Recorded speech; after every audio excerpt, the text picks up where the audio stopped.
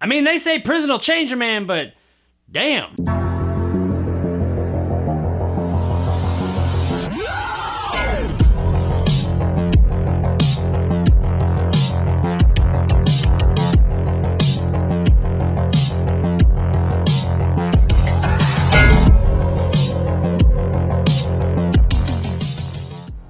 LUZ, which means light in Spanish, I guess. I mean, I looked it up. It is brought to us by writer-director John Garcia and stars Ernesto Reyes and Jesse Taya. We follow Ruben, a young Spanish-American man who's been sent to prison for a yet-to-be-disclosed crime. While there, he befriends his alcohol bootlegging cellmate, Carlos, played by Jesse Taya. And over their course of the stay there, their friendship buds into something a bit more. That is until Carlos gets released and Ruben is left behind to fend for himself. Some years later, upon Ruben's release, he is let out into the world and he goes looking for Carlos, but he finds that things may be a little bit different out in the real world. And at this point, both men have to figure out how they are going to go forward in the world now. Do they want to be together? Are they just going to be friends? Did this relationship that started in prison just start because that was the only options? And also, how does Ruben's estranged daughter fit into this whole thing? Suffice to say, Ruben and Carlos got a whole lot of shit to figure out. I was sent this movie pre-release and I didn't really know what to expect, and what I got was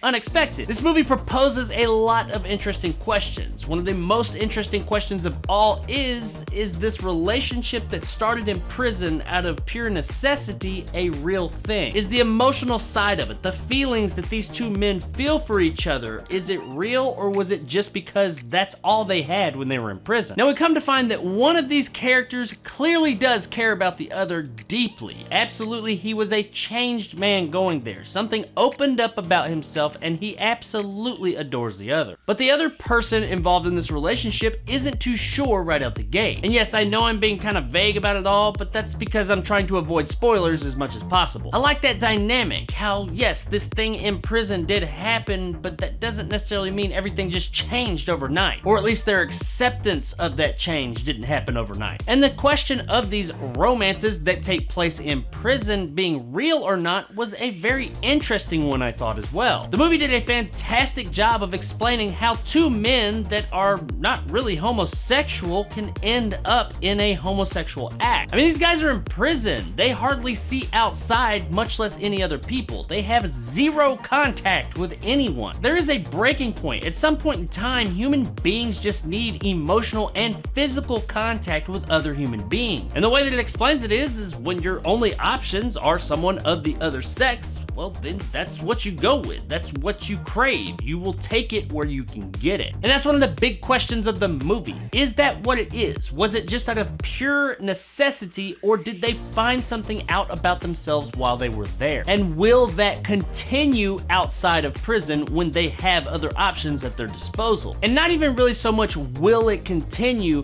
but will they allow it to continue in the society that we live in today? As I said, there are lots of really interesting questions here. And another thing I really liked about this movie is it doesn't rush anything. Now that might be a bit of a turnoff for some people. This movie's in no hurry to get anywhere. It takes its time to show what happens between its characters. This is absolutely a character-driven story. It is all about these two men and how they feel about the situations that they're put in, and we get to see these situations at length. But it was always entertaining. I was never bored. There were a couple of parts in the movie that they probably could have tightened things up just a bit, but for the most part, I was very interested in what was going on screen. Now, since the movie does take its time for us to get to know these characters, the situations they've been in, and what they're feeling, what we do get to see at times is some pure, unadulterated love. But of course, anytime we see a love that deep and that pure, we are also going to see some heartbreak that goes along with it. The two, unfortunately, go hand in hand. Ultimately, what we have here is a portrait of two people that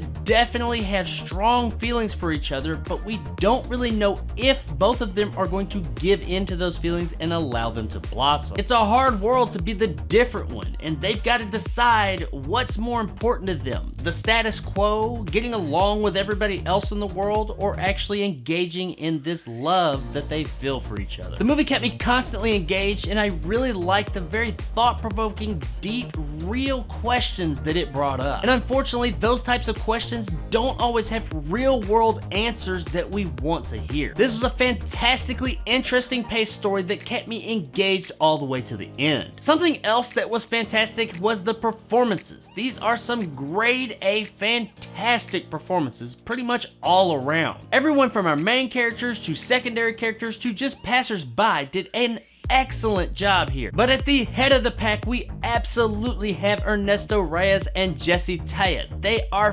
fantastic here. This movie absolutely rides on these two performances and they do not disappoint. You believe every single bit of these two performances. Every bit of happiness, every bit of honesty, every bit of heartbreak and dismay is absolutely believable here. These are some of the best performances I've seen this year. These two did a fantastic job and they absolutely deserve some recognition for it. If you were ever to believe two people were in love, you will believe it here. And not only that, you will believe the absolute heartache that these two feel throughout this film. This is a smaller movie, so I doubt it will get a lot of consideration from award ceremonies and such, but it absolutely 100% deserves it. This cast hit this shit out of the fucking park, man. These are some absolutely wonderful performances all around. The movie just looks great too, especially given its modest budget. There's not like a whole bunch, if really any, special effects or anything, but just the way it looks, the way it's shot, the professionalism about all of it, it just looks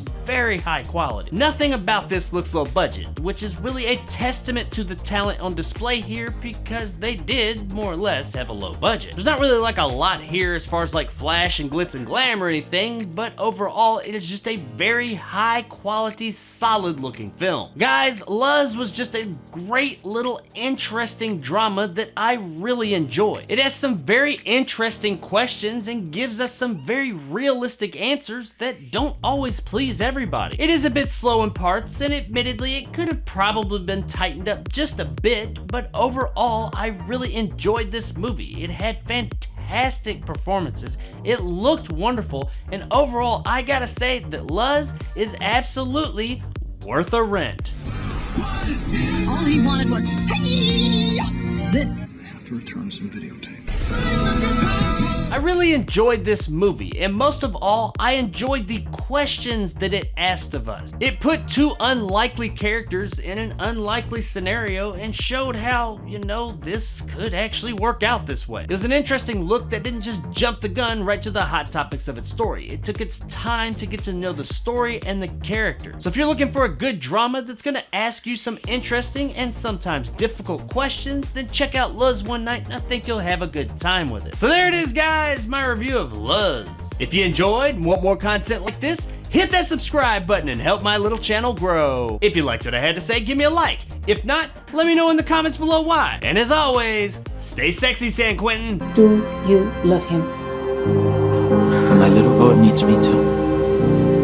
I need your help.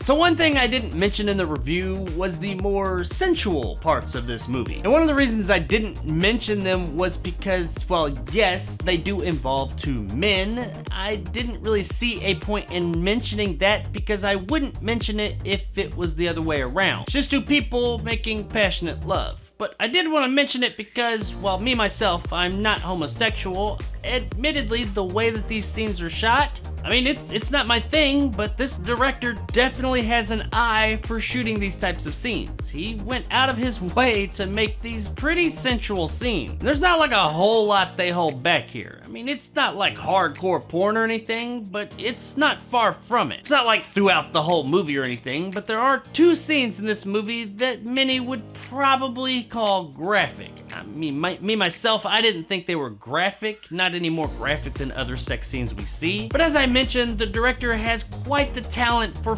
filming two people in the act and making it seem extremely sensual. He did a really good job of just showing the passion between these two people, and that did tend to heighten the whole thing a bit. I mean, once again, it's not my thing, but admittedly, this guy knows how to shoot a sex scene and make it sensual regardless of who's doing it. It was pretty steamy. Not my thing though. But, you know, I mean, maybe if you put Henry Cavill in it, then we can talk.